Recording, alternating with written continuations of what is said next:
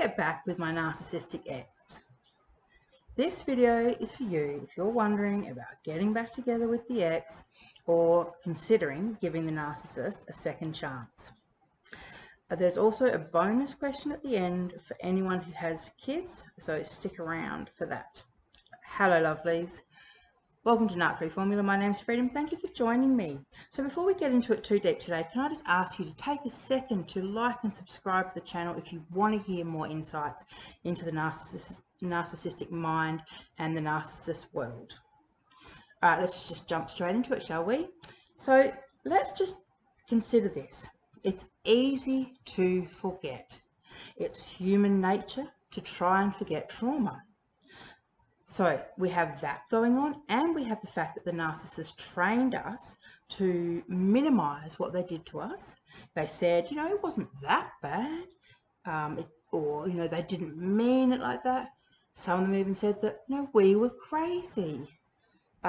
So they've instilled kind of a lot of thoughts about you, your ability to determine what is right and wrong. And so now, after it all, you're thinking, well, maybe it wasn't so bad after all, or maybe they've changed, or maybe you'll never find someone who loves you like they did, because remember, that's another thing that narcissists always say, you'll never find anyone like me.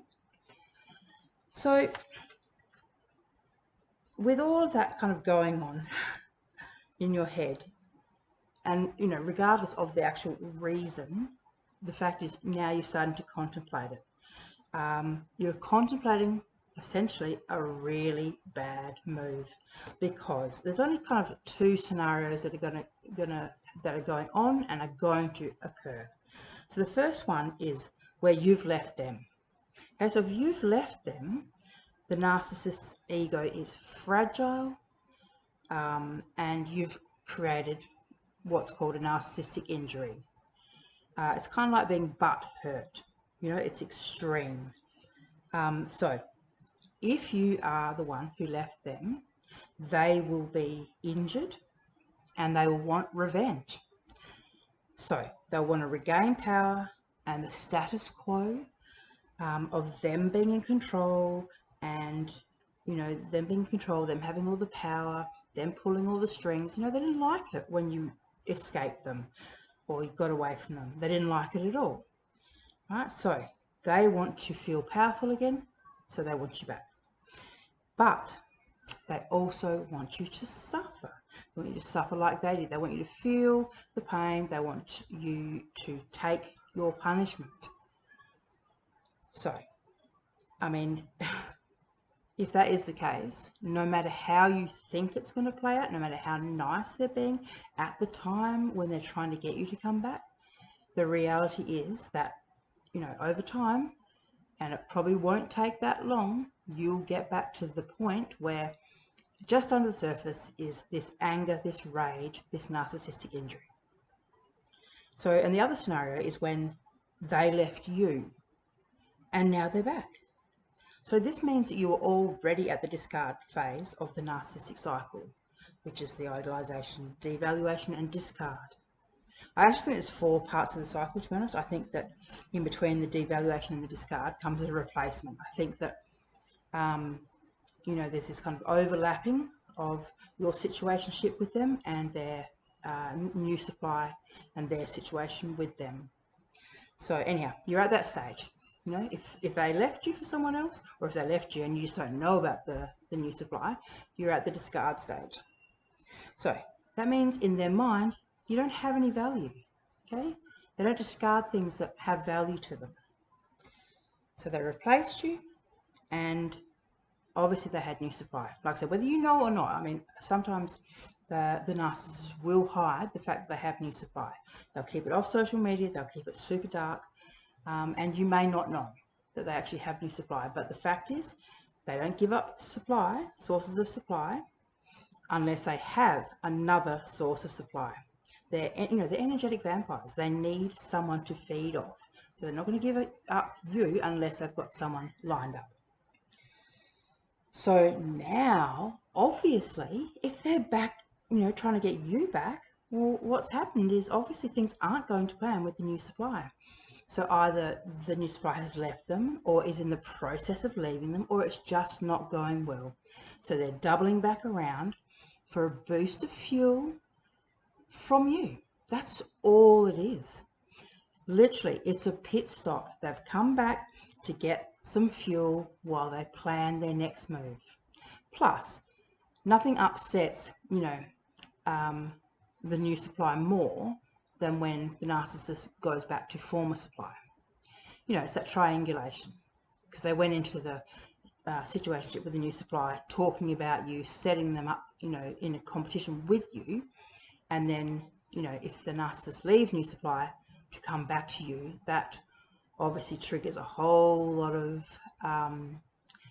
triggers a whole lot of kind of, what's the word I'm looking for? Kind of, just those kind of responses, of someone when you feel like, oh, I'm being left, I'm being abandoned, and they're going back to their ex. What's wrong with me? And then you start feeling competitive and like, oh, maybe I have to fight to keep him. Maybe, if she took him back, then maybe, he really wasn't as bad as she said he was, and maybe he really was a good guy. So, then the new supplier starts to want him back. It's a strategic move, the going back to the ex. It's strategic, it's easy. They know you, you know them, they know your fuel, they know exactly, how potent it is and how long it'll keep them going while they source new supply. So you'll be a pit stop. And the reality is, old fuel is never as potent as new fuel. You have to remember that. If you just remember yourself, and I know it's horrible, like it's such a yuck way of even thinking about yourself, but to a narcissist, we really are, like I said, we're just fuel. It's what we give to them. It's not who we are. They don't care about who we are, what we're about. None of that stuff really matters. It's just about the energy and the fuel that we give to them. And so, like I said, knowing that there's other sources of supply out there that they don't know, that adds a whole different element. So new supply is always going to be more addictive, and it's more attractive to them. They don't know these people, and they, the games are so much more fun. Trying to figure people out, the playing them, and getting them under control, and all that stuff. All that ugly narcissistic stuff. So just remember, you would literally be a pit stop, just a place for them to lick their wounds, to figure out their next plan of attack or their next plan of action, and you'll be used to, sex them, cook for them, clean for them, do all those things.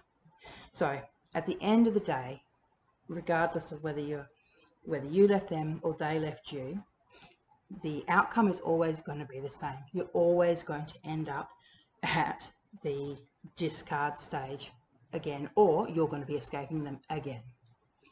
So the question really is, how much of your precious life do you want to waste? Because this is your life, and you can waste a whole lot if you want. Absolutely. No one's going to stop you. You're an adult. No one's going to stop you. You can spend every single waking hour obsessing about the narcissist, getting back together, breaking up, doing that backwards and forwards. Absolutely. You can waste years. You can waste your whole life. It's your choice. Okay? But you have to realize, like I said, there's no, you're not the exception to the rule. It's always going to be the same. So just quickly, I want to talk to, this is for the parents. For those of you who are saying, we've got kids, and what about I should do it for the kids? Okay, kids obviously are super important, but narcissistic parents are not really parents. Okay, they don't view the children the way you and I view the children. I'm actually going to link a video here about narcs and parenting. I think it's really important that we understand that, like I said, they're not your typical parent. They're just going to use the kids as tools, as weapons, weapons of control, and tools to hurt you, essentially. So when it comes to doing it for the kids, in actual fact, the best thing you can do for your kids is get away from the narcissist, get away from them for good. This ups and downs, the breaking up and getting back together, the highs, the lows, the depression, the crying, they can't get out of bed in the morning because you just can't cope, cancelling days of work, not going to the kids, after school shows or sports because you just can't handle it, you know, all of that stuff. That stuff's damaging to children, okay? And at the end of the day, you know, having a narcissistic parent will do more damage in the long run